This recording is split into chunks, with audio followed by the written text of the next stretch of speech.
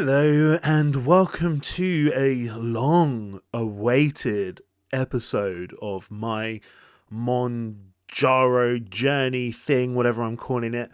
It's been a little while, it's been about 3 weeks since I've done an update. I got a comment on one of my videos from a certain person called Tommy, and they were just like, "Are you still doing Mounjaro? Not seeing an update from you." And I was like, "I guess I should do an update." Because it's not that I want to stop doing my Mounjaro updates. I really want to continue doing them.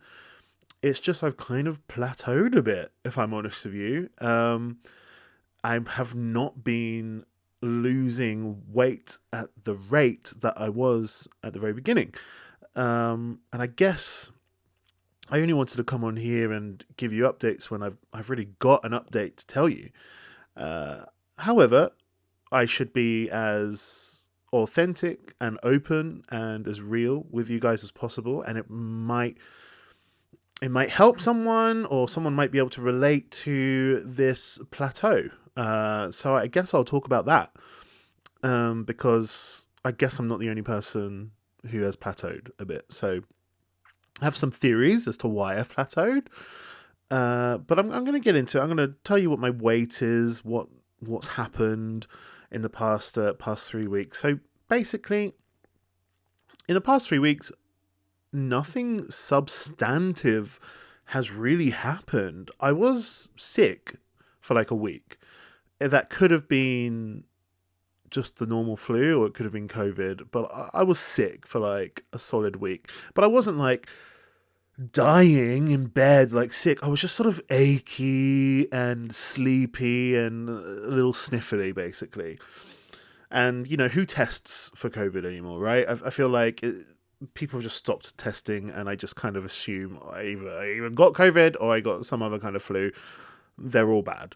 But yeah, so that week I didn't stick heavily to a strict diet. I kind of just ate whatever I felt like eating at the time, because I was like, I'm just sick. Like, I'm sick. I can't be bothered with prepping my food, doing the whole week, eating the same sort of food over and over again, this kind of healthy thing. And even though Mounjaro is still kind of working in terms of I don't have the same appetite that I used to, I still just couldn't really be bothered to think about a diet, I guess, in my week of being sick. I couldn't be bothered to just mentally sort of focus on that, because I am good when I'm like, okay, good. I kind of like it when I do my injection at the beginning of the week, my Mounjaro injection. I kind of like, I reset and I prep myself, and I'm excited to tackle the week and be like, okay, I'm going to be really strict on like a healthy diet here. I'm going to try and exercise, go to the gym 3 times. But yeah, that week I just didn't have the mental fortitude, I guess, to even care about it. I was just tired and achy. I didn't go to the gym really. I also had a really busy week of playing music, which is always difficult. It's strange. Whenever I get sick, it doesn't really affect my musician skills. I seem to be able to sing and play music and perform.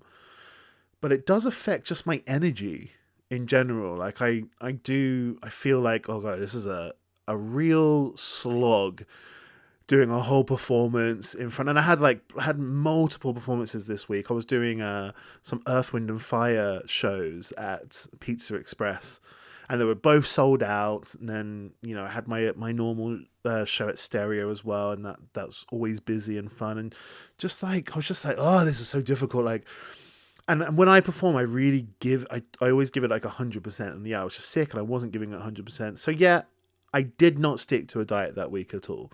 I didn't even weigh myself that week, if I'm honest with you. And then some other like kind of family-ish things which are playing on my mind. But they're really not excuses, because it shouldn't really matter. Like when it comes to Mounjaro, it shouldn't really matter, right? It should just take away my appetite, and that should be it. I should just be like, I don't feel like eating. And I do think Mounjaro was still kind of doing that.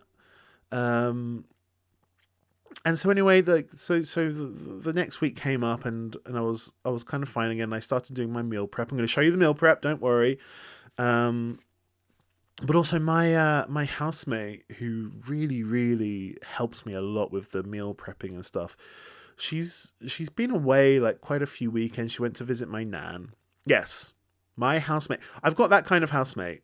Does anyone else have a friend who's such a close friend that they'll go and visit your grandparents without you? You know. So so my housemate went to like a completely different city where we live in London. She went all the way down to Brighton to visit my nan, and that's great. They have a really great friendship relationship together. Um, but yeah, really, I kind of depend on her to not just motivate me to go to the shop and get the cooking done and prepare everything for the week. I also kind of a little bit rely on her to keep it in check in terms of calories and stuff. She's really great at sort of outlining and documenting what it is I should be eating for my weight and if I want to continue to lose weight. So she was away one weekend. She was also away this past whole week. She's been gone for like a whole week. She's visiting family, so her own family, not my family. But it wouldn't surprise me if she went away for a week just to visit my family. We're just that kind of close, you know. Anyway, so I still did the meal prep. I just don't know if I did it very well. I did pork for the first time, and I don't think that's a good idea. I did pork belly as well, so I don't think that's a good idea. I just love pork belly. Um, and then other than that, like I've just been plodding along really. So let's get into let's just get into it, right? Let's just talk brass tacks. I'm gonna go straight into the scales. So 3 weeks ago I was 100 and what is it? Let me get it up. Well, I'm gonna get it up. I was 106 kg, I think. Yes, 3 weeks ago I was 106 kg. Um, and now I am, after 3 whole weeks, and in this 3 weeks, I kind of went down and up and down and up and down and up and down and up. Mostly just stayed the exact same. Didn't even weigh myself that week I was sick. And now at the end of that 3 weeks, I'm 105 kg. So I've technically lost 1 kg in 3 weeks. But I hit that 105 kg once or twice throughout this 3 weeks, and then also went back up to 106 kg. Like it just went up and down. So I'm not even counting this as a win because I don't know, maybe next week I'll be 106 kg again.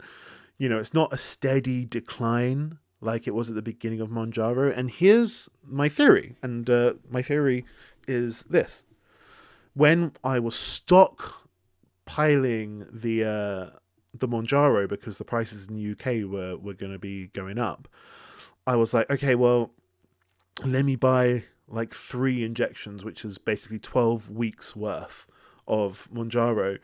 But like, I kind of felt like the 5 milligrams was working, so I bought 12 whole weeks of 5 milligrams. And maybe it's not working. Maybe I've been on 5 milligrams now. Sorry, yeah, I've been on 5 milligrams now for like 4 whole weeks. No, 4 whole months. How many weeks? 16 whole weeks. There we go, 16 whole weeks. And yeah, maybe my body's just like, you need to up the dose because it's not working. But then again, like, from my subjective experience, it is kind of working. I'm still not hungry like I used to be. And maybe that's just like my stomach shrunk a bit. Maybe that's all it is. But yeah, I'm just not as hungry as I used to be. So maybe it is still working. Maybe it's not. I don't know. But once the 12 weeks is done, so I've got about 4 more weeks on the 5 milligrams. Once it's done, I will go up. I will go up and I'll pay whatever it is I need to pay, but I'll go up to, what is it? What's next? 7 milligrams, 10 milligrams? And we'll see what that's like. We'll see how that works. But yeah, that's really it. I'm so sorry I didn't continue to update you. I will continue to update you even when there's nothing to update because that's authentic, right? That is just part of the Mounjaro journey, I guess. That's my journey anyway. Just so you know, like 105 105 kilograms is what I weigh right now. When I started Mounjaro, I was 125 kilograms. So it is a good drop, really good drop.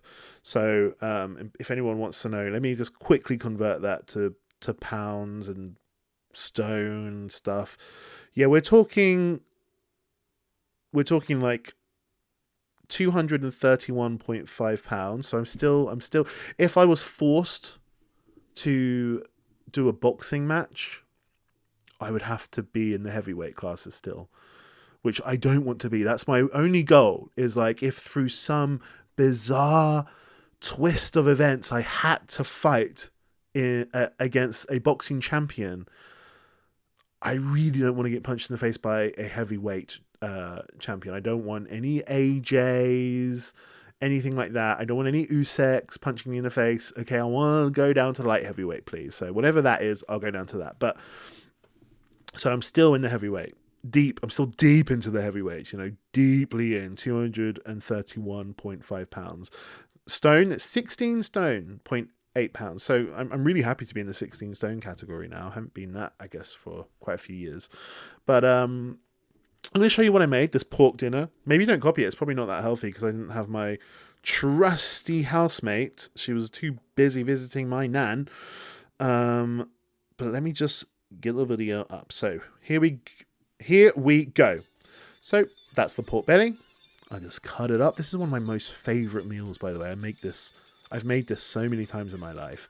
But this is what I do when I'm left to my own devices, unfortunately. I didn't follow any nice, strict recipe regimen. So you just slice up the pork belly, put a little bit of salt in there, and then put a bit of these chili flakes. It's like Korean chili flakes. That's Korean barbecue spices. Garlic, pour lots of garlic in there, of course.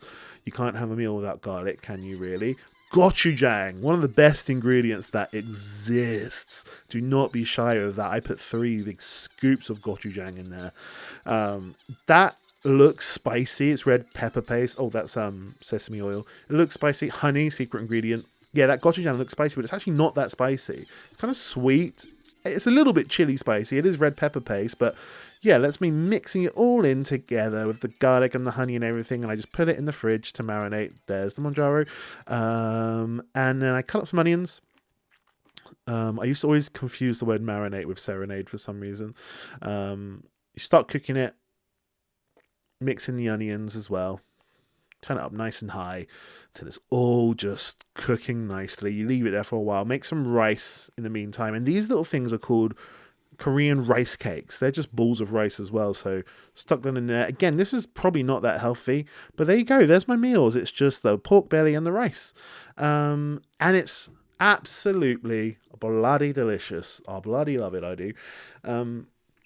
But yeah, please let me know how your journey's coming along. I'm just going to keep updating you. Like I said, even when there's nothing to update, I think it's important to be open, to be transparent, even when things aren't going super well, which is what I was doing before. I was just being like, yeah, look at all the weight I'm losing, but things have plateaued. I've kind of stagnated a bit, and maybe being open and honest with you will force me to confront that within myself, which can only be a good thing. Don't hide from your problems, people. It just makes them worse. Don't run away from your problems. It just makes it worse. Just face, like, when a problem arises, just step by step, try and deal with it. So here we go. This is me just not hiding from the stagnation. I'm presenting it to you. Let me know how you're getting on. And this hopefully will motivate me more to be stricter with my diet, live a healthier life, a happier life, and just have more room for loving everybody. That's all we want.